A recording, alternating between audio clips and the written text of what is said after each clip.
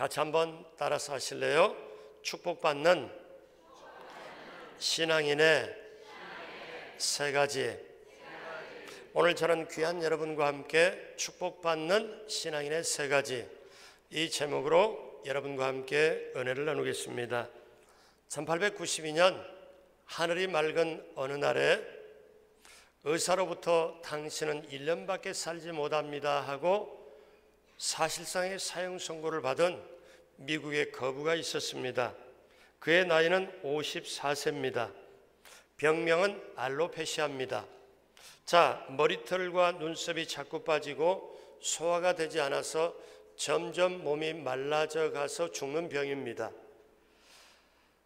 무엇보다도 끔찍한 것은 정신적인 질병입니다. 사람이 해칠지도 모른다는 생각 속에 잠을 못 자고 돈이 워낙에 많기 때문에 30명 이상의 경호원을 두고 경호원이 2겹, 3겹으로 지키는 가운데 겨우 잠이 들곤 했습니다. 그러면서 의사에게 1년밖에 살지 못하는 이 판정을 받고 지난날을 한번 생각해 보았습니다.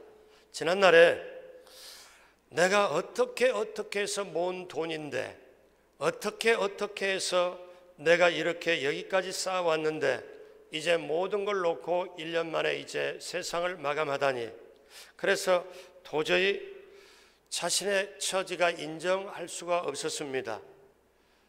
10살 때 주급 1달러 50센트를 받고 신문 배달을 하면서부터 그때 기뻤던 일이 엊그제만 같은데, 나이 33살에 100만 달러 거부가 되었고, 원유 생산에 그 상업성을 미리 예견한 바 미국의 석유 회사들을 전부 자기 손아귀에 넣고 젊을 때 무자비하게 욕을 먹어가면서까지 억척스럽게 돈을 벌었습니다.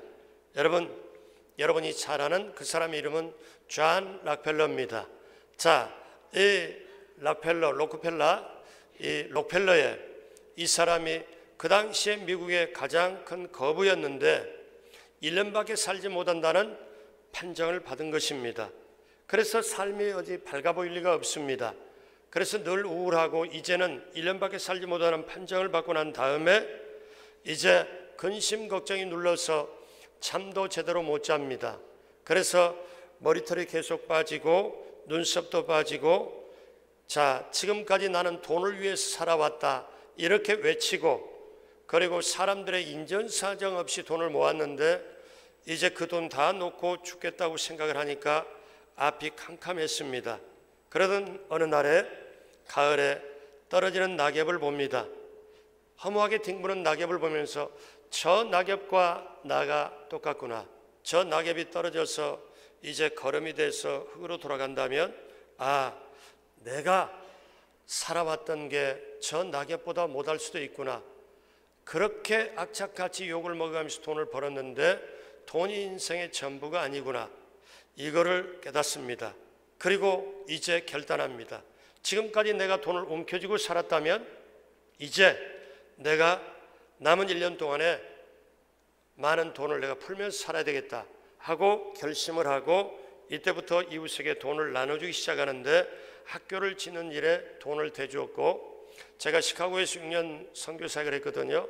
세계 가장 유명한 대학 시카고 대학이 있습니다. 경제학과는 3분의 1이 노벨상을 탄 교수들이에요. 미국의 경제를 쥐락펴락하는 그 모든 게 본산지가 시카고 대학인데, 그 시카고 대학, 그 유명한 대학도 이 사람이 전액을 다해서 학교를 지어줬습니다. 구호단체도 큰 돈을 희사했고, 의료기관에도 연구비를 쓰라고 주었고, 젊은이를 위해서 건물을 지어주면서 도로를 위해서 투자하고 길을 넓혀 주었습니다. 돈을 쓰자. 그런데 희한한 일이 생겼습니다. 그렇게 움켜쥐고 있던 돈을 손을 풀기 시작했고, 이제 남을 위해서 헌신하고 하기를 시작해 보니까 몸이 조금씩 회복이 되는데 이제 잠을 좀 잘 자게 돼 있고 소화가 되기 시작했고 건강이 회복되는 거예요. 무엇보다도 잃었던 미소를 되찾기 시작했고 생활에 생기가 돌았습니다. 크래커와 우유만 먹어가지고 겨우 소화될까 말까 했는데 소화가 잘 되기 시작합니다. 물론 정신적인 우울증도 사라지기 시작했습니다. 그러면서 생기가 돕니다. 그러면서 느낍니다. 자기 인생에 한 번도 맛보지 못한 남을 위해서 돈을 풀고 그 다음에 고아원도 기부를 하고 학교를 지어주고 청소년 단체에 이렇게 도움을 주었더니 어떻게 속에서 기쁨이 이렇게 일어나면서 이제 인생에 이게 인생의 보람이구나 하는 걸 느끼기 시작합니다. 그러다가 이제 1년 뒤에 죽을 목숨이 죽지를 않습니다. 그리고 몸이 회복되기 시작합니다. 그러면서 나중에 완전히 회복이 돼가지고 그 다음부터 무려 얼마 동안을 사느냐면 44살을 더 살아서 98세까지 살게 됩니다. 자, 이 사람 인생이 완전히 뒤바뀌어 버리고 제2의 인생을 살아가면서 이 사람이 남들이 세우지 못한 3가지 기록을 갖고 있습니다. 남들이 따라올 수 없는 3가지 기록, 자선의 기록입니다. 록펠러 재단을 만들어서 남을 위해서 엄청나게 사랑을 베풉니다. 그리고 두 번째는 인생의 역전의 기록입니다. 젊은 시절에 청년 때에 아가씨하고 사귀었는데 아가씨가 이 록펠러 남자를 보고 너무 가난해서 가능성이 없다고 발로 차버렸습니다. 나중에 얼마나 후회를 했을지 모르겠습니다. 왜? 그런데 가장 가난한 존재가 미국에서 가장 거부가 된 완전히 인생 역전의 기록을 가지고 있습니다. 또 한 가지는 장수의 기록을 갖고 있습니다. 98세까지 그 당시에 흔치 않도록 치아와 위장도 건강하고 시력은 감퇴됐지만 장수의 기록이 있습니다. 자, 이렇게 3가지 남들이 따라올 수 없는 기록을 가지고 그가 이런 기록을 가지고 54세 사형선고 받은 후에 제2 인생을 살아가면서 이제 3가지를 철저하게 44년 동안 지켰는데 그렇게 기적을 창출한 원동력이 뭘까? 3가지인데 하나는 감사하는 마음입니다. 어떤 상황에도 감사해야지. 덤으로 사는 인생, 사형 선고받고 이렇게 사는 자체가 아침에 눈을 뜨는 자체가 감사하기 때문에 어떤 상황 만나도 감사해야지. 감사하는 생활이 있고요. 그 다음에 경건한 생활입니다. 다시 살아난 이후로 술과 담배를 44년 동안 입에 대지를 않았습니다. 그 다음에 성경을 묵상합니다. 늘 보고 묵상하다가 90살이 넘어 시력이 좀 감퇴해서 이제 눈이 침침해지니까 성경을 읽는 사람을 3사람을 고용해가지고 옆에서 계속 성경을 읽도록 했습니다. 귀로 성경을 듣습니다. 운명할 때까지 성경을 들어요. 그래서 감사하는 마음, 경건한 생활, 성경 묵상 이것이 있었기에 98세까지 남들이 따라올 수 없는 기록을 가지고 헌신의 삶을 삽니다. 그런데 그가 자서전을 쓰면서 가장 중요한 말을 했어요. 제가 이 말에 꽂혀가지고 굉장히 은혜가 됐었는데 뭐라고 얘기하는가 하면은 본인이 미국의 백만장자가 될 때까지 54세 사형 선고 받기 전까지는 내 인생의 주인은 돈이었다. 나는 돈의 노예로 살았다. 그러나 사형 선고를 받고 인생의 의미와 보람을 깨달은 다음부터는 나는 돈의 노예로 산 게 아니고 돈이 내 주인이 된 게 아니고 그 다음에는 내가 돈의 주인이 되어서 살아왔다. 엄청나게 인생이 바꿔버린 그 고백을 합니다. 사랑하는 여러분, 우리가 세상을 살아가면서 그가 고백했던 것 다시 한번 견주어서 생각해 봅니다. 처음에는 자기 욕심의 것으로 모든 것을 비울 줄 모르고 채웠고 그런 다음에 도저히 어찌할 수 없는데 손으로 자기 돈이라고 생각했지만 자기가 어찌할 수 없는 것 그것을 다 비우기 시작했고 하나님 것으로 채워서 하나님께로서 나누기 시작했습니다. 비우고 채우고 나눔에 그 인생을 축복된 인생을 살았습니다. 사랑하는 여러분, 저와 여러분들이 신앙생활하면서 가장 축복받는 인생의 신앙생활의 3가지가 무엇일까요? 오늘 성경 본문은 여러분이 너무나 잘 아는 본문입니다. 시몬 베드로가 밤새 동안 고기를 잡으려고 했지만 못 잡았어요. 이른 아침에 그물 손질하고 오늘 저녁에 그물을 다시 내려야지 하고 오전에 해는 이렇게 비치고 금을 손질하고 있는데 예수님 저 뒤에 사람들을 많이 데리고 오시다가 이 베드로의 빈배를 보고 그 배를 타시더니 육지에서 좀 띄워라.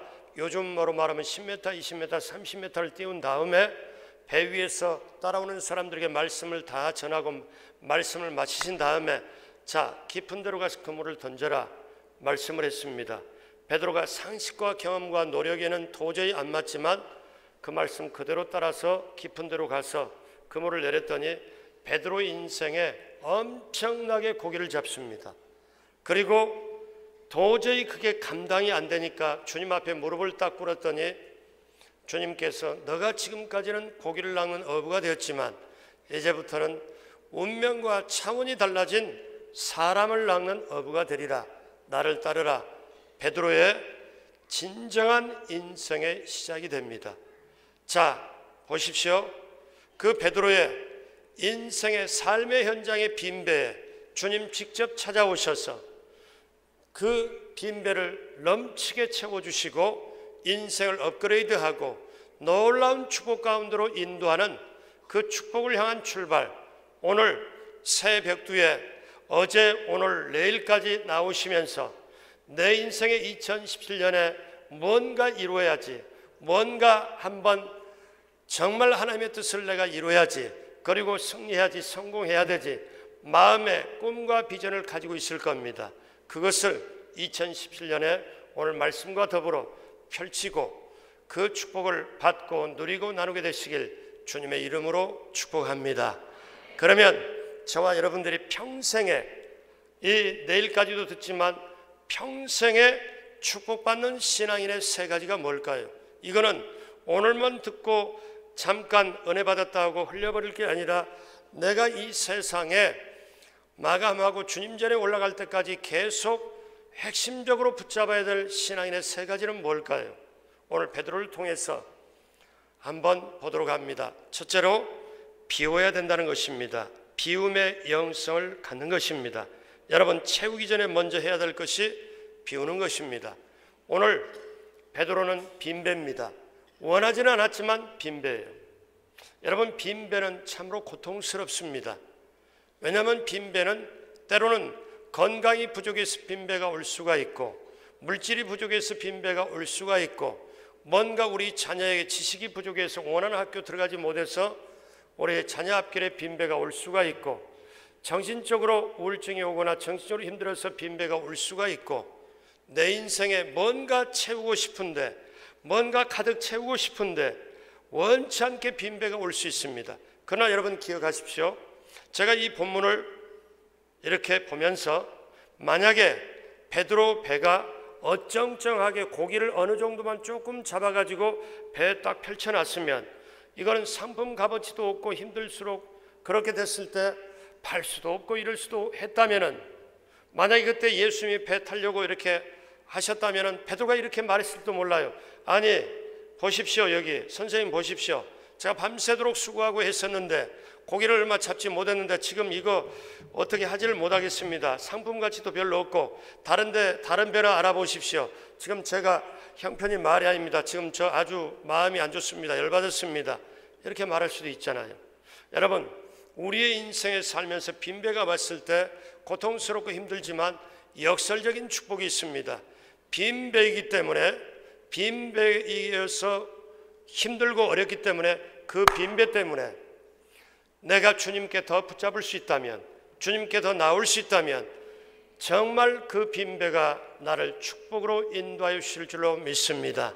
내 삶의 현장에 빈배가 있다 할지라도 이 빈배 주님 직접 나의 삶의 현장에 찾아오셔가지고 말씀하여 주시고 빈배를 채워주시는 역사가 우리 귀한 교회, 아름다운 교회, 한색교회, 오늘 축복성의 이틀째 나오신 여러분, 여러분의 가정과 남편, 아내, 자녀, 직장, 사업장, 여러분의 꿈과 비전에 아름답게 넘치게 채워주시는 축복이 임하게 되길 주님의 이름으로 축복합니다. 여러분, 음식을 가장 맛있게 먹는 비결이 뭘까요? 어떤 때 음식이 가장 맛있을까요? 위장이 비어 있을 때, 위장이 빈 만큼, 비어있는 만큼 음식 맛있게 먹게 돼 있습니다. 제가 60년대 초등학교를 다녔어요. 그때는 집에서 본체가 있고 건너편이 있고 이렇게 집이 이렇게 안에 사랑채 이렇게 있었는데, 이 보면은 제비집이 있고 저쪽도 제비집 이쪽도 있는데, 이런 봄에 제비 어미가 지렁이나 뭐 하여튼 여러 가지 벌레나 먹이를 하나 물고 딱 들어오면은 새끼들이 그냥 깍깍깍깍 하면서 아주 엄청나게 시끄럽습니다. 전부 울어제껴요. 그래서 제가 초등학생이니까 밑에서 이렇게 보면은 위에 처마 밑에 이렇게 있어가지고 뭐만 보이느냐 하면은 제비 머리통, 새끼 머리통만 보이고 벌리는 입만 보이고 소리만 왕창 큰 거 그것만 듣고 머리통만 보여요. 근데 어미가 머리를 하나 딱 몰고 뭐 딱 가지고 오면은 엄청나게 깍깍깍깍 하면서 시끄럽게 합니다. 밑에서 보니까 전부 입을 벌려요. 근데 제가 그때도 몰랐어요. 중학생 때 서울 올라와 가지고 나중에 보니까 배우고 나서 대학교 때 공부를 하는데 곤충학자하고 이렇게 하고 이 얘기를 하면서 책을 보니까 뭐라고 쓰느냐면은 그때서 제가 안 게 하나가 있어요. 제비 어미가 제비 새끼에 배고픈 순서대로 정확하게 넣어준대요. 제가 제비 어미한테 물어본 건 아니지만은, 그래서 제가 그걸 몇 번이나 봐왔기 때문에 궁금해서 2번 일찍 읽어봤어요. 어떻게 읽어봤느냐? 근데 정확하게 거기 뭐라고 나오냐면은 제비 어미가 먹이를 벌레를 물고 와서 딱 있으면 새끼들이 전부 다, 제 눈에는 6마리 7마리가 전부 다 입을 벌렸거든요. 근데 제비 어미가 정확하게 어떻게 집어넣냐면 가장 입을 많이 벌린 순서대로 집어넣어준대요. 그래서 그 다음에 뭐라고 써놨냐면 이 제비 새끼가 위장에 아무것도 안 들어있을수록 가장 많이 벌리게 돼 있고, 뭔가 먹을 게 들어있으면 조금 덜 벌린다는 거예요. 그러니까 가장 많이 벌리는 순서대로 집어넣어주면 정확하게 한다. 제 말이 아니고 어미한테 물어본 말도 아니고 곤충학자 책에 그냥 관찰하고 넣었던 그 얘기를 듣고, 아 그렇구나. 그래서 그 다음에 제가 성경 보면서 깨달은 게 있어요. 어떻게 해요? 내 입을 넓게 열라 내가 채우리라.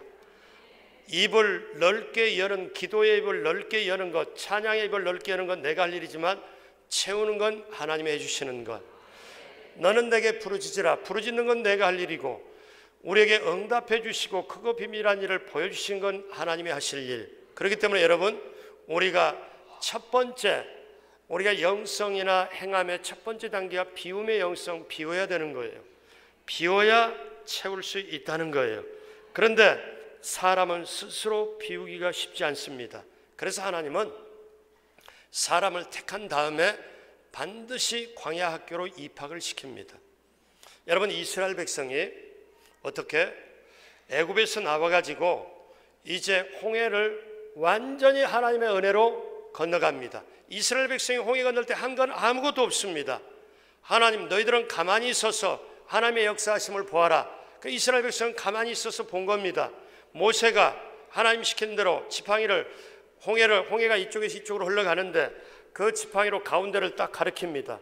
그러니까 지팡이의 방향으로 엄청나게 센 동풍이 붑니다. 그래서 부니까 바람이 워낙에 세니까 흘러가던 물이 좌우에 벽이 돼서 길이 생깁니다. 건너갑니다. 이스라엘 백성은 하나님이 이렇게 해주셨기 때문에 이제 할렐루야 놀렐루야 하면서 하나님 찬양하고 이제는 고생 끝 이럴 줄 알았는데, 웬걸 광야로 들어가자마자 하루 이틀 사흘 되니까 마라의 쓴물을 만납니다. 자, 수르 광야를 만납니다. 그 다음에 양식이 없는 고통 신광야를 만나요. 르비딘 광야를 만나서 아말렉도 만납니다. 광야를 계속 만납니다. 왜 광야 생활이 오는지를 이해를 못했습니다. 근데 하나님은 이거죠. 어떠냐면, 너희가 예전에는 애굽의 바로의 백성이고 너희의 주인은 바로였지만은 이제는 내가 너희를 값을 주고 샀고 너희의 주인은 나다. 그러니까 내 방식을 따라봐라. 근데 몸은 나와 있지만 마음은 안 나온 거예요. 그래서 광야를 생각을 통과를 시키면서 그 마음을 비워서 결국 하나님의 백성 만들기 위하여 광야를 통과하게 한 거예요.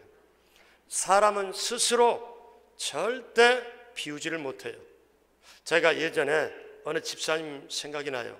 집사님이 40대 후반인데 저에게 와서 기도 좀 해주세요 하면서 하는 얘기가, 목사님, 저는 요즘도 학교 다니라고 고생 엄청 심합니다. 그래서 제가 40대 후반인데 무슨 학교를, 그래서 아니 무슨 대학 다니세요 그랬더니 이분 하시는 말이 광야대학을 다니고 있습니다. 원래 광야대학? 그래서 제가 그러면 한 가지 좀 묻고 싶은 게, 그럼 광야대학 무슨 과를 다닙니까? 그랬더니 고생과를 다니고 있습니다. 그래서 그러면 졸업이요. 그러니까 목사님 알련가 모르겠는데 이 광야대학 고생과를 제가 몇 년째 해서 졸업을 못하는 게, 여기 광야대학 고생과는 학장이 하나님이시고요. 그래서 절대 컨닝도 안 되고 요령도 피울 수도 없고 이거는 아예 성실함으로 통과해야 되는데, 아직 제가 좀 사람이 덜 돼가지고 아직도 제가 지금 졸업을 못하고 있습니다. 그렇게 얘기하는 걸 듣고 제가 오히려 그 깨달음을 제가 가졌어요. 사랑하는 여러분, 아브라함이 믿음의 조상이 되기까지는 광야학교를 전전했습니다. 모세도 광야학교 출신입니다. 다윗도 광야학교 출신입니다. 광야를 거쳐야 비움을 알게 되고 비워야 하나님 것으로 채울 수가 있습니다. 그러므로 사랑하는 여러분, 신앙의 1단계는 반드시 어떻습니까? 비우는 작업이 필요합니다. 비우려면 고통스러워요. 비우려면 내 자아가 깨지고 내 죽는 것처럼 내 명예나 모든 것이 산산조각이 날 때가 있습니다. 그런데 비움은 아픔이고 고통입니다. 그런데 비워야 어떻습니까? 나중에 하나님의 사람으로 채워서 할 수가 있습니다. 예수님도 사실 광야학교 출신입니다. 예수님이 처음 시작이 어떻게 시작합니까? 비움으로 시작합니다. 여러분 잘 아시는 말씀, 빌립보서 2장에 너희 안에 이 마음을 품으라 곧 그리스도 예수의 마음이니 그는 근본 하나님과 본체시나 하나님과 동등됨을 취할 것으로 여기지 아니하시고 오히려 자기를 비워 종의 형체를 가지고 사람의 모양으로 나타나시고 죽기까지 복종하셨으니 자기를 비워, 예수님도 하나님이시지만 자기를 비워서 사람으로 낮아지시고 사람도 죽기까지 싫어하는 십자가 형벌까지 낮아지신 거예요. 자, 이렇게 낮아지신 예수님, 비우신 예수님을 하나님이 그대로 놓은 게 아니라 그러므로 십자가의 죽으심으로 복종한, 그러므로 하나님이 다시 그를 높이사 하늘에 있는 자, 하늘 아래 있는 자, 땅 아래 있는 자로 모든 무릎을 그 예수님 아래 무릎 꿇게 하시고 예수님을 주님이라고 다시 높이는 것. 여러분, 비워야 높아질 수 있고 비워야 정말 하나님의 것을 그때로부터 진정으로 하는 줄로 믿습니다. 그렇기 때문에 저와 여러분들이 꼭 알 게 있어요. 예수님께서 이제 십자가의 형벌을 받고 이제 죽을 수밖에 없다는 걸 알고 제자들에게 마지막에 요한복음 13장에 보면은 성만찬을 합니다. 그리고 세종례를 합니다. 그리고 성만찬을 하고 떡을 떼어준 다음에 그 다음에 제자들의 발을 다 씻겨줘요. 씻겨준 다음에 그때 하는 게 있습니다. 제자들 발을 다 씻겨주니까 베드로가 뭐라고 그래요? 어떻게 예수님이 선생님 우리 발을 씻어주십니까? 말도 안 됩니다. 내가 너의 발을 씻겨주면 너하고 나는 상관이 없다고 그러니까 그러면 머리부터 다 씻어주십시오. 아니요, 너는 발만 씻으면 된다. 그러면서 하시는 말씀이 세종례를 다 베풀고 한 다음에 어떻게 얘기를 하냐면은 주님 말씀하시기를 너희가 이것을 알고 행하면 복이 있으리라. 너희가 이것을 알고 행하면 복이 있으리라. 제가 우리 여의도 순복음교회에서 25년 전에 오순절 사랑훈련학교라고 셋업을 했습니다. 준비기간 1년 반, 셋업을 하고 3년 반 동안 그걸 책임자로 맡아가지고 만들고 셋업을 한 다음 지금 재직은 반드시 그 훈련을 통과해야 재직이 되는데 23년째 지금 하고 있거든요. 그때마다 프로그램 하면서 제가 매번 가서 무릎 꿇고 간구한 게 이겁니다. 주님이 세종례를 베푼 다음에 이것을 알고 행하면 복이 있으라고 그러는데 제가 정말 주님 말씀대로 이걸 알고 행하면 복이 있고 이걸 제가 알고 행하는 겁니까? 가르쳐 주십시오. 제가 그거를 계속 제가 기도하면서 제가 그걸 하나님께 구했습니다. 여러분, 사도 바울의 핵심이 뭡니까? 내가 그리스도와 함께 십자가에 못 박혔나니 그런즉 이제는 내가 산 것이 아니고, 비운 자의 고백입니다. 내가 산 것이 아니고 내 안에 예수 그리스도께서 사신 것이라. 그러면 이제 내가 살아가는 것은, 내가 이 육체를 가지고 살아가는 건 나를 사랑하사 나를 위하여 그 아들을 믿는 믿음 안에서 사는 것이라. 비운 자의 고백입니다. 여러분, 비운 자만이 할 수 있는 고백입니다. 여러분, 그 고백이 얼마나 소중한지 몰라요. 마태복음 6장에 보면 성숙한 세 가지가 있습니다. 여러분 잘 아시죠? 구제할 때, 기도할 때, 금식할 때 남들이 보이지 않게 은밀하게 하라. 성숙하고 비운 사람은요, 남들 모르게 구제하고 기도하고 금식합니다. 그런데 성숙하지 않는 사람은 구제하고도 알아주기를 원해요. 자, 여러분, 천사의 날개가 몇이 있을까요? 괜찮아요. 한 번 틀리면 평생 안 틀립니다. 용기 있는 자가 배웁니다. 틀려도 확실해요. 그러니까 천사의 날개가 몇 개? 크게 2개, 또 7개. 이래서 한국은 통일되려면 아직 멀었죠, 그죠? 자, 제가 질문했으니 제가 답을 할게요. 천사의 날개, 보통 교회 학교에서 물으면 다 2개라고 대답해요. 왜? 그림이 다 천사 날개가 2개로 그려놨기 때문에. 근데 사실 천사 날개가 6입니다. 이사야 6장에 나와요. 근데 희한한 거는 천사 날개가 6이면, 날개가 6이면 날개의 기능은 뭐예요? 나르라고 만드는 거잖아요. 6개로 나르면 푸드득 하면서 힘이 있게 나를 텐데, 천사가 하나님께 수종을 들면서 날개 둘로는 자기 얼굴을 가립니다. 날개 둘로는 자기 발을 가려요. 그리고 단지 날개 2개만 가지고 날면서 하나님께 영광을 올립니다. 왜 그럴까? 여러분, 6개 날개로 날고 하면은 먼지 풍파 일으킬 정도로 힘있게 날을 텐데, 날개는 날으라고 만든 건데 왜 6개로 날지 않고 2개로만 날고 2개로는 얼굴을 가리고 2개로는 발을 가릴까? 자, 날개 둘로는 얼굴을 가린다는 것은 저와 여러분 속에도 내 얼굴을 남이 알아줬으면 인정받고 싶고 뭔가 나타내고 싶고 자기 얼굴을 나타내는 명예스러운 그게 있는 거예요. 자기 얼굴을 나타내고 싶은 이 무엇인 것을 그걸 가리는 거예요. 명예를 가리는 거예요. 그리고 자기 죄, 부끄러움, 수치를 발을 가리는 거예요. 그리고 날개 둘로만 나는 거예요. 여러분, 이건 뭡니까? 이거는 비운 자의 정말 그 고백이요, 비운 자의 행함입니다. 사랑하는 여러분, 오늘 베드로는 원치 않는 빈배였지만, 밤새도록 고기를 잡으려고 했지만, 베드로는 자기가 고기를 잡아야 시장에 내다 팔아야 병든 장모님 수발도 하고 처자식 먹여 살리기 때문에 고기를 잡고저는 못 잡았어요. 여러분, 저와 여러분들이 첫 번째 비워야 우리는 인생의 모든 것으로 영성으로 신앙으로 출발할 수 있는데, 세상 것, 혹시나 이 자리에는 그런 분 안 계시겠지만 내 속에 고집, 아집, 독선, 편견, 오만, 불손, 여러 가지 시기, 질투가 있다면 세상 것 우리 성령님의 도움받아 비우시길 주님의 이름으로 축복합니다. 왜냐하면 저와 여러분에게 신년이 들어서 하나님께서 귀한 축복을 주시고자 하면 여기에 고춧가루가 묻고 며칠 동안 씻지 않는 컵에, 아니면 설거지 안 한 컵에 여러분 밥을 담아서 국을 담아서 드시는 분은 안 계시잖아요. 설거지하고 담잖아요. 주스를 담는 컵이라 할지라도 깨끗한 컵에 담잖아요. 하나님의 축복을 받으려면, 하나님의 모든 걸 받으려면 1단계가 뭡니까? 비워야 되는 것. 그런데 스스로 되질 않아요. 어려운 일이 다가왔을 때 내가 광야 훈련을 통과하고 있구나, 훈련받고 있구나, 내가 훈련받고 있다, 이 훈련 끝에는 좋은 것이 오겠지, 이렇게 생각하고 정말 비움, 성령님의 도움받아 비우고 비우는, 세상 것을 비우는 여러분 되시길 주님의 이름으로 축복합니다. 둘째로, 이제 비웠으면 채워야 합니다. 자, 비우고 채우고, 오늘 본문의 베드로의 배는 엄청나게 채웁니다.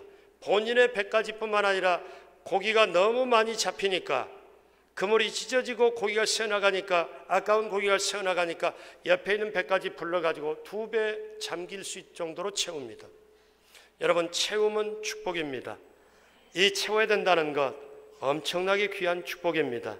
바라기는 오늘 성경에 베드로의 배가 만선의 축복이 있듯이 우리 한식교회 귀한 성도님들 2017년에 아니 남은 인생의 발걸음 속에 채워주시는 역사가 넘치게 임하게 되기를 주님의 이름으로 축복합니다.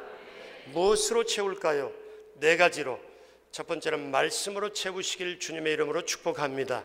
오늘 베드로는 밤새 동안 내가 수고를 했지만 얻은 것이 소득이 없지만 내가 말씀에 의지하여, 선생님 말씀하시니까 말씀에 의지하여 내가 그물을 내리겠습니다. 말씀에 의지하여 그물을 내리겠습니다. 베드로는 이렇게 합니다. 제가 이 말씀을 생각하면 제가 11년 전에 남대문 성전, 동대문 성전 담임 목사를 했습니다. 남대문 성전, 이렇게 대한민국 대표 시장이잖아요. 거기는 사역을 어떻게 하냐면 낮밤이 바뀌어요. 밤 12시나 1시에 신방 나갑니다. 상가마다 돌면서 밤에 도매 장사를 하기 때문에 돌면서 신방하고 이렇게 합니다. 근데 IMF 때도 그렇지 않았지만 11년 전에도 상당히 힘이 들었죠. 그래서 성도님들이 그 다닥다닥 붙은 점포에 이렇게 있다가 혹시나 발걸음 소리가 있으면 혹시 내 손님인가 해가지고 고개를 이렇게 딱 듭니다. 그러면 자기 손님이 아니면 미안하잖아요. 그래서 제가 담임 목사이지만 교육자들에게 다 신방 날 때 운동화 신고 다니라고 그랬어요. 운동화 신고 다니면 걸어가는 소리가 안 들려요. 그래서 집사님하고 가서 부르면은 손님이 있으면 안 자지요. 제가 이렇게 상가를 맡아보면서 담임 목사가 이렇게 보니까 장사하는 사람에게는 매출이 얼마나 귀한 축복인지 몰라요.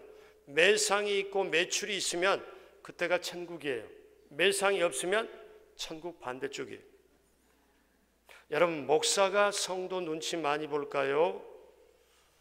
성도가 목사 눈치 많이 볼까요? 이런 어려운 질문을 어떻게 합니까? 하고 대답은 안 하셔도 돼요. 입장 곤란하면.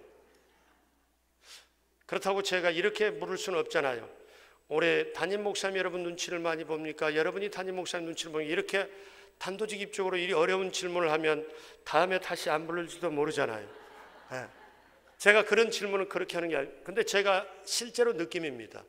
목사로서요, 성도가 마음이 아프면 목사도 마음이 아프거든요. 자, 저는 분명히 볼 때 목사가 성도 눈치 많이 본다고 생각합니다. 왜? 남대문 시장 그렇게 하면 새벽 1부가 오전 5시, 그 다음에 새벽 2부가 오전 7시에 새벽 예배가 2번 하는데 도매장사 다 끝나고 전부 정리하고 아침에 새벽기도 나와요. 그러면 새벽기도 찬양하고 새벽기도 예배를 인도하고 보면 저 뒤에 성도님 들어오기 시작하면 조금 과장해서, 아니 실제적으로 느낌이 매출이 얼굴에 보여요. 매상이 딱 있는 분들은 어떻게 들어오지는 아십니까? 일단 눈 밑에 이 미간에 힘이 바짝 들어가 있어요. 그리고 앞을 딱 쳐다봅니다. 그리고 발을 땅을 탁탁 딛고 딱 들어와요. 근데 매출이 없는 분은 시선이 일단 밑으로 향해 있고 그 다음에 여기가 힘이 없고 발걸음 소리가 힘이 없어요. 그러면 저도 그 모습을 딱 보면서 아, 매출이 없구나. 같이 마음이 좀 그래요.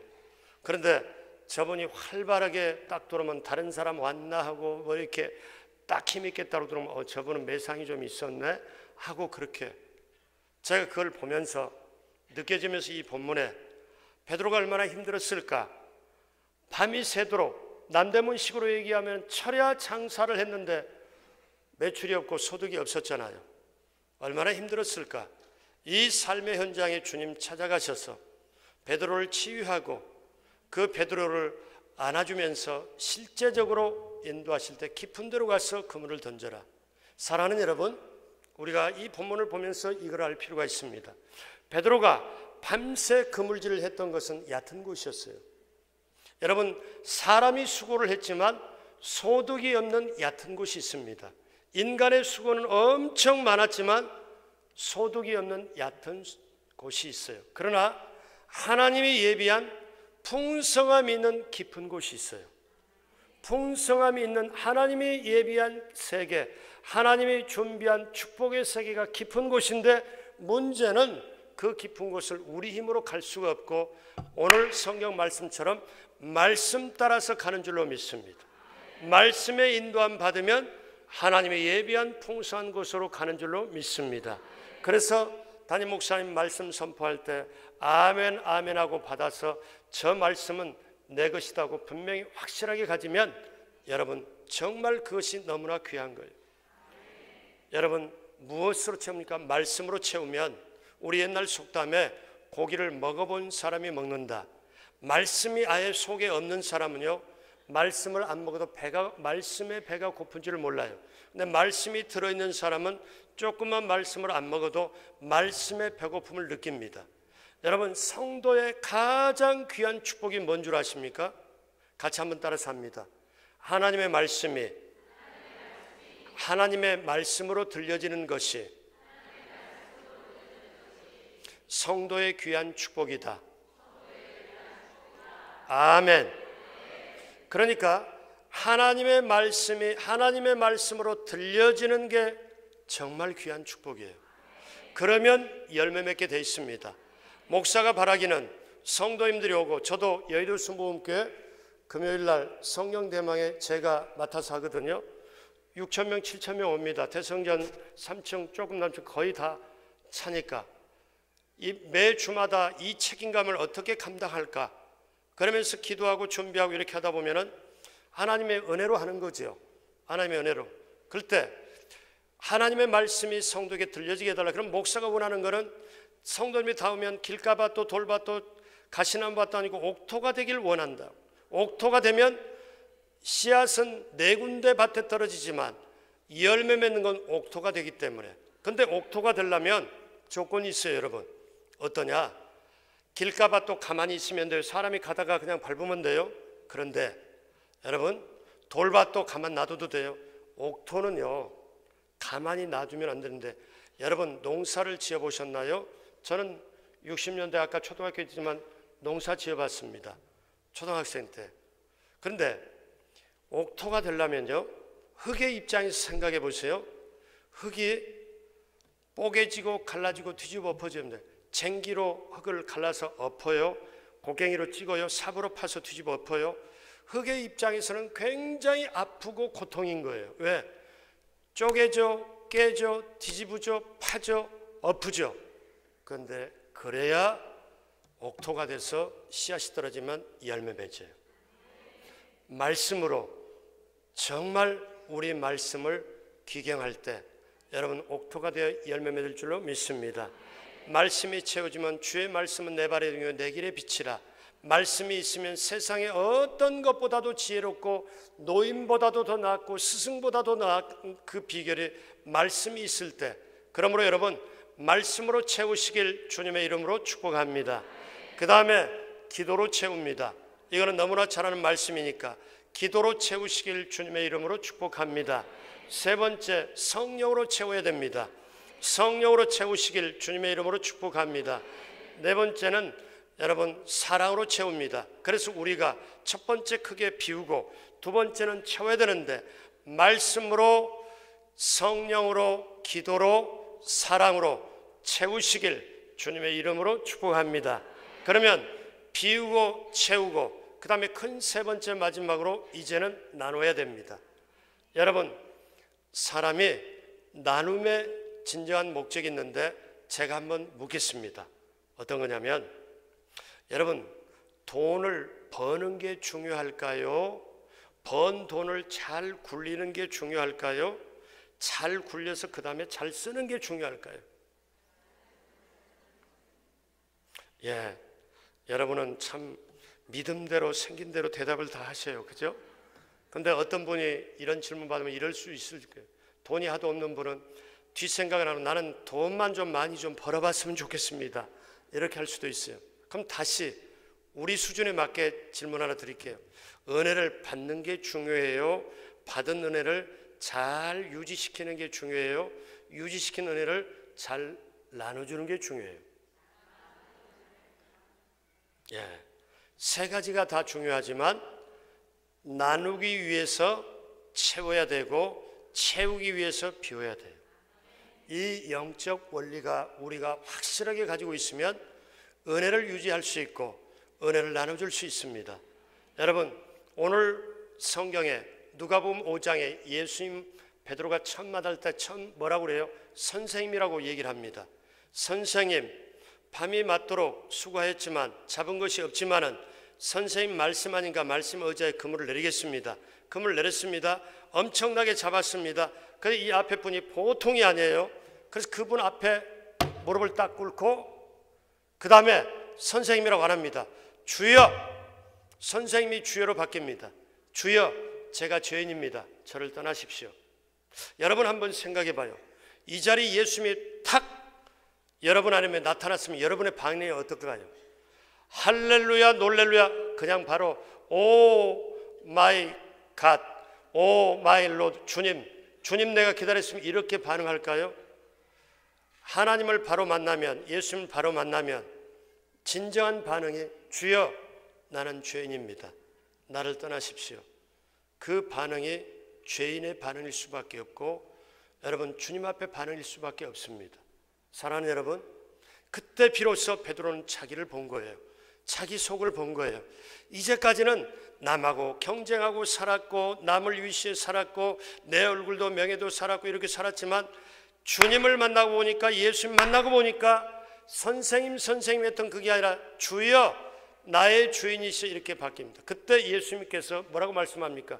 너가 지금까지는 고기를 낚는 어부였지만, 그걸 팔아서 먹고 사는 존재고 그 어부였지만 이제는 차원이 다른, 인생의 차원이 달라진 영원한 축복의 세계 사람을 낚는 어부로 가리라. 그러니 나를 따라와라. 다 놓고 주님 따라갑니다. 사랑하는 여러분, 그럼에도 불구하고 베드로는 나중에 주님 따르다가 나중에 실수를 하고 부인을 합니다. 저주까지 하면서 부인을 합니다. 상처가 얼마나 크겠습니까? 나는 사람도 아니다, 수제자도 아니다, 남자도 아니다.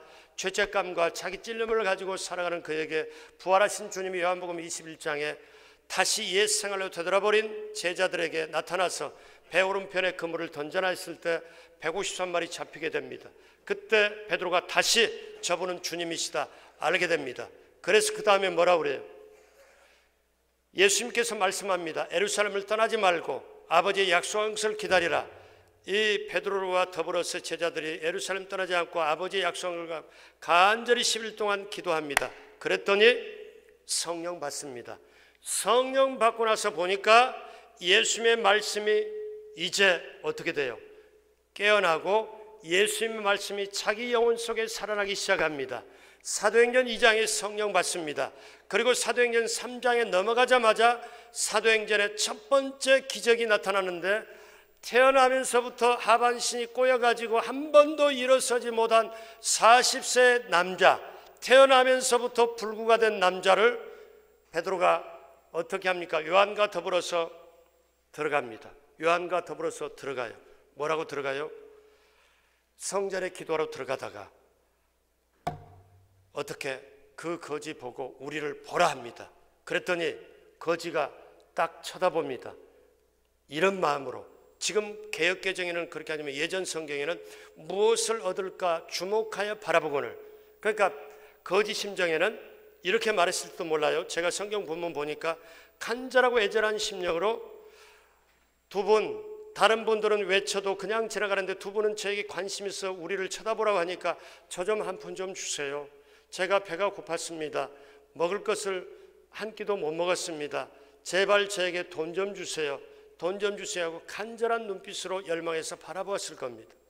베드로와 요한이 서서 우리를 보라 하면서 그에게 놀라운 것을 줍니다. 나눔의, 최고의 나눔의 축복을 줍니다. 뭐라고 하느냐? 평생 저와 여러분들이 외워야 될 말씀입니다. 어떠냐? 사도행전 3장 6절이죠. 너가 구하는 은과 금은 내게 없거니와, 그래서 줄 수 없는데, 너가 구하는 은과 금은 내게 없기 때문에 줄 수 없는데 내가 가지고 있기 때문에, 채워져 있기 때문에 너에게 줄 수 있다. 곧 나사렛 예수 그리스도 이름의 이름으로 걸으라. 어떻게? 이 예수 그리스도의 이름 안에는 운명을 바꿀 수 있는 힘도 있고 죽은 자들 살리고 생명이 있고 부활의 권세가 있고 이 예수 그리스도의 이름 안에는 죽은 자도 살리고 문둥병자도 살리고 너의 오그라든 것 고치는 건 운명을 변화시키는 건 일도 아니다. 그러니 내 안에 채워진 예수 그리스도의 이름 줄 테니까 이거를 줄 테니까 이 이름 안에 있는 권세를 붙잡고 일어서라 하고 붙잡고 일으키니까 40여세 한 번도 일어서지 못한 안전뱅이가 일어섭니다. 운명이 변화됩니다. 베드로는 어떻게 해요? 자기 속에 있는 것을 나눠줍니다. 여러분 어느 날 갑자기 있는 게 아니에요. 자기 속에 가지고 있어야 줄 수 있는 거예요. 채워야 줄 수 있는 거예요. 제가 교회학교 교사를 9년 반 동안 봉사했어요. 여의도 순복음교회 교회학교 교육국장 교장을 제가 4번 했습니다. 3번 정확하게 하고 4번은 며칠 못했는데 저처럼 여의도 순복음에서 교육국장 3번 이렇게 해본 기록이 없죠. 제가 아이들 키우는 게 미쳤거든요. 교육에 미쳤어요. 교회학교식으로 이거를 제가 마지막으로 설교 마무리 때 교회학교식으로 한번 시청각으로 보여주는 걸 한번 할게요. 자, 여기 우리 아까 우리 엄마 따라서 우리 여기 보니까 2번째, 3번째 우리 초등학교 친구들이 있는데 가장 어린 친구 손 한번 들어봐요.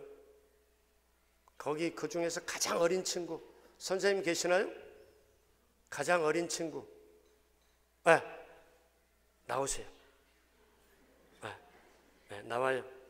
오늘 밤에 나와서 강단으로 부를 줄 꿈에도 몰랐을 거야 아마. 자, 조금 빨리 나오세요. 뛰어나와도 괜찮아요.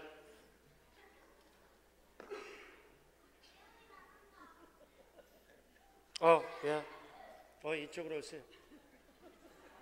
네, 자, 이름이 몇 살? 이름이 몇 살 하면 엄청나게 힘들어서 대답 못해. 자, 이름이 어떻게 돼요? 이예운. 오늘 엄마랑 아빠랑 같이 왔어요? 네. 엄마 좋아, 아빠 좋아, 다 좋죠? 네. 좋죠. 이럴 때는 네라고 대답할 수밖에 없죠. 자, 목사님 몇 살? 7살. 7살. 유치원 나가요? 학교 나가요? 유치원. 자, 목사님한테 목사님 떡 좀 주세요 한번 해봐요.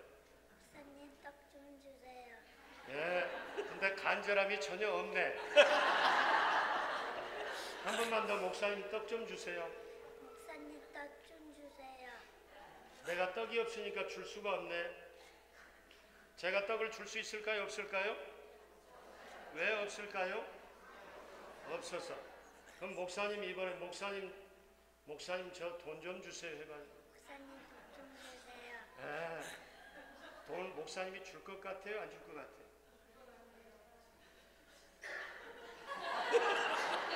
제가 지금 굉장히 어려운 질문을 했어요. 믿음의 질문을. 자, 한 번만 더 간절하게 목사님 2손 이렇게 내밀고 목사님 제발 저에게 돈 좀 주세요. 목사님 제발 저한테 돈 좀 주세요. 예. 자, 그러면 목사님이 제가 돈 가지고 있을까요? 없을까요? 여러분은 주라는 분위기로 몰고 가는 것 같아요. 자, 그럼 제가 지갑이 있고 이렇게 돈을 가지고 있어요. 그래서 떡을 달라고 할 때는 제가 떡이 없어서 줄 수 없지만 가지고 있기 때문에 줄 수 있는 거예요. 자, 그러면 목사님이 돈을 줄 테니까요. 자, 오늘 신년 축복인데 오늘 정말 잘 나왔어요. 자,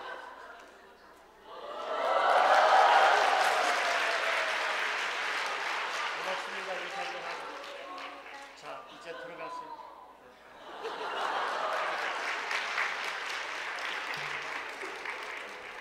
아니, 여러분은 조용히 있다가 현금이 왔다 하니까 여러분은 그때 생기가 돌고 이렇게 와 하고 하는 여러분은 도대체 그럼 오늘 설교 처음부터 다시 해야 됩니까? 자, 근데 제가 예훈이는 아직 저 뜻을 잘 모르겠지만 저 주위에 우리 지금 고만고만한 친구들인데 내가 나갈 걸 뭐 이렇게 하는 친구들도 있겠지만은 제가 여러분 이 밤에 오늘 설교 말씀 마지막으로 하면서 제가 보여주는 설교 교회학교식으로 저는 꼬맹이 영아부에도 설교를 하고 학생들의 설교하고 설교 다 하거든요. 학생 설교가 쉽지는 않아요. 근데 이렇게 보여주는 설교, 아까 같은 때도 이 본문을 가지고 설교를 할 때 간단해요. 아이들에게 설교할 때는 베드로가 엄청나게 고기를 많이 잡았습니다. 이걸 어떻게 설교하냐면 교회학교에서 여러분 고기를 만든 분이 누굴까요? 하나님. 그런데 베드로가 그물을 던졌어요. 그러면 베드로의 그물을 던졌고 베드로가 엄청나게 고기를 많이 잡았는데 고기를 만드신 분이 베드로의 그물 속에 너희들 다 들어가라고 명령을 해가지고 물고기가 서로 이렇게 놀다가 갑자기 주님 말씀하셨다, 그물 속으로 다 들어가자. 그래서 그물 들어가서 그물이 왕창 잡힌 거예요. 뭐 이렇게 말하면 애들은 아 그렇구나 하고 그대로 보는데 어른들은 생각이 복잡해서 잘 안 믿으려고. 이게 교회학교식이거든. 근데 제가 지금 5만 원의 수업료를 지불하면서까지 제가 이렇게 하는 이유가 하나가 있어요. 같이 한번 따라서 합니다. 이건 진리입니다. 저를 따라서요. 가지고 있어야, 채워져 있어야 줄 수 있다. 한 번 더 합니다. 없으면 줄 수 없고 가지고 있어야 줄 수 있다. 아멘. 그러면 제가 결론적으로 말씀드립니다. 거지가 베드로에게 눈에 보이는 돈을 원했습니다. 눈에 보이는 돈을 원한 거예요. 한 푼 주십시오. 한 푼 주십시오. 근데 눈에 보이는 돈을 원했는데 베드로와 요한이 눈에 보이는 돈을 안 가지고 있어서 줄 수가 없었습니다. 그런데 베드로와 요한은 눈에는 보이지 않지만 분명하게 누구도 부인 못할 가지고 있는 게 있어요. 예수 그리스도의 이름을 가지고 있었거든요. 그래서 베드로와 요한이 뭐라고 그래요? 너가 눈에 보이는 돈을 구하지만, 은과 금을 구하지만 내게 그것이 없어 줄 수 없지만, 너 눈에는 보이지 않지만 내가 분명히 천지가 뒤집어져도 나는 가지고 있는 게 있는데 예수 그리스도 이름 가지고 있으니까 이 이름을 너에게 줄 테니까, 이 이름 안에는 권세, 생명, 능력, 운명을 변화시키는 게 있으니까 이거 붙잡고 일어나라. 자기 속에 있는 걸 과감하게 줄 줄 알았습니다. 그랬을 때 이 사람 운명을 바꿔놓으니까 이 사람이 너무 놀라서 어떻게 할 줄 몰라서 성전에 들어가서, 요즘 우리말로 말하면 설치고 갈고 다니다가 막 돌아다니다가 하니까 사람들이, 성경에 나오죠. 저 사람 보고 저 성전 문 밖에 있는 거지인데 어떻게 저 사람이 이렇게 일어나서, 저 안진뱅인데.